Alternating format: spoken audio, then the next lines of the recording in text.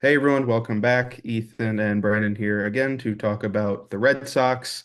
The holiday season has just completed. We're now past New Year's Day, and just wanted to talk about gather your thoughts, Ethan, on sort of the 2025 outlook for the Red Sox. I mean, listen, we talked about it a lot in 2024, but now, it's new year, new Red Sox. I'm very excited to see naming no player in particular, but I am going to name a player because you know what? I want to. Garrett Crochet. I am very excited to see a lefty pitcher finally on the mound for a very promising lefty pitcher on the mound for the Red Sox. I think that's going to give us, we talked about how he wasn't a huge strikeout pitcher, but I think he's going to be great for the Red Sox. What's your thoughts on Crochet?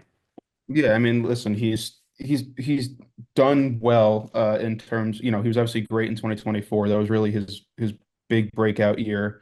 He has strikeout stuff. I'm sure he's going to keep building on it from what he did in 2024.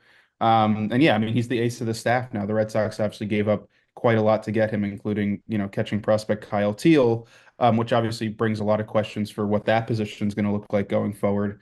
But I think the Red Sox have done a really good job this offseason of sort of supplementing their pitching staff, which they really needed to do. I mean, we talked about it a lot prior to the offseason.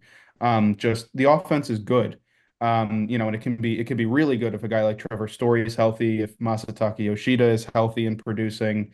Um, but the fact that they have Garrett Crochet now, they signed Walker Buehler to a 1-year deal. Obviously, he's a bit of a wild card, but he has great seasons in his past. They signed Aroldis Chapman, who should help out in the back end of the bullpen.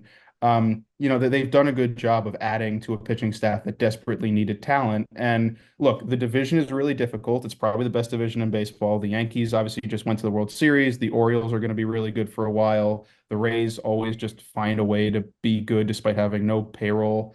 And the Blue Jays still have some talent. And so, it's going to be a tough slog. But I think this is probably the most well-rounded Red Sox team in quite a few years. I'm also excited to see, on the topic of Crochet and a White Sox player going to the Red Sox, I think we have to also focus on Romy Gonzalez a little bit. Listen, last year was his first year with the team. He did pretty good, compared to his time with the White Sox. And I think now, after having 1 year to kind of, work with the team and work out the kinks, I think 2025 is going to look like a great year for Gonzalez.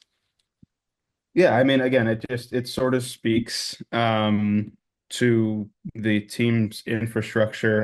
Again, what the Red Sox are trying to build. This is a relatively young team that the Red Sox have. I mean, it's Rafael Devers and Garrett Crochet are probably the two stars, and they're both in their mid-20s. So it's again, the future looks bright. Obviously, there's some really good prospects still in the Red Sox system. Roman Anthony, Marcelo Meyer. There's just a lot of good players still coming up through the system too. So I'll say this. I'll say that while I still think the team is probably a couple players away from really competing in the division, I think in terms of like the next half decade, their outlook is as bright as any team. Sure, and I mean something that I very famously on some of our other sites have talked about is that when you have these very veteran players like Jaron Duran, Trevor Story to kind of farm the new guys. I think again it's the same for every team, but when you have very good players like these, I think both our prospects and what the team will look like in 2025 is nothing but golden. But again, as I say all the time, only time can tell.